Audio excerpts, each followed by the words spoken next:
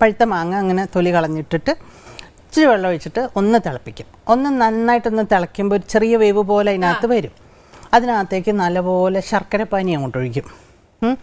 ശർക്കരപ്പാനിയും ഈ മാങ്ങയും കൂടി ഇങ്ങനെ വഴണ്ട പോലെ ഇങ്ങനെ വഴറ്റി ഇങ്ങനെ എടുക്കണം. ഫുൾ മാങ്ങ 2 മാങ്ങ ഇട്ടാൽ മതി. കുറച്ച് ഒരു ചെറിയ ഫാമിലിക്ക് 2-3 മാങ്ങ മതി. എന്നിട്ട് അതിൽ കുറച്ച് നെയ്യ് ഒഴിക്കണം. അപ്പോൾ ആ നെയ്യിൻ്റെ മണം അതിലോട്ട് അങ്ങോട്ട് പിടിക്കും, ഈ മാങ്ങയിലോട്ട്. മറ്റൊന്ന് നന്നായിട്ട് വഴറ്റുക. എന്നിട്ട് അതിലേക്ക് വേണം നമ്മൾ കുറച്ച് തേങ്ങ, ഒരു പിടി തേങ്ങ, 4 മാങ്ങയുള്ളെങ്കിൽ ഒരു പിടി തേങ്ങ, കുറച്ച് തൈര്, കുറച്ച് മഞ്ഞൾപ്പൊടി, കുറച്ച് മുളക് പൊടി. ഇത്രയും മാത്രം. ചുമ്മാ ഉള്ളി ഇഞ്ചി ഒന്നും കൊണ്ടിടരുത്. ഇത്രയേ ഉള്ളൂ. കഴിഞ്ഞ കോമ്പിനേഷൻ. ഇത് നന്നായിട്ട് അരയ്ക്കുക. മാമ്പഴത്തിൻ്റെ ഈ കുറുക്കി വെച്ചിട്ടില്ല അതിനകത്തോട്ട് ഒഴിക്കുക.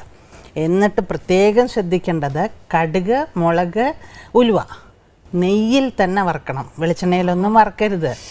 വെളിച്ചെണ്ണയിലൊക്കെ വറുത്തത് സാധാരണ പുളിശ്ശേരിയായി പോവും.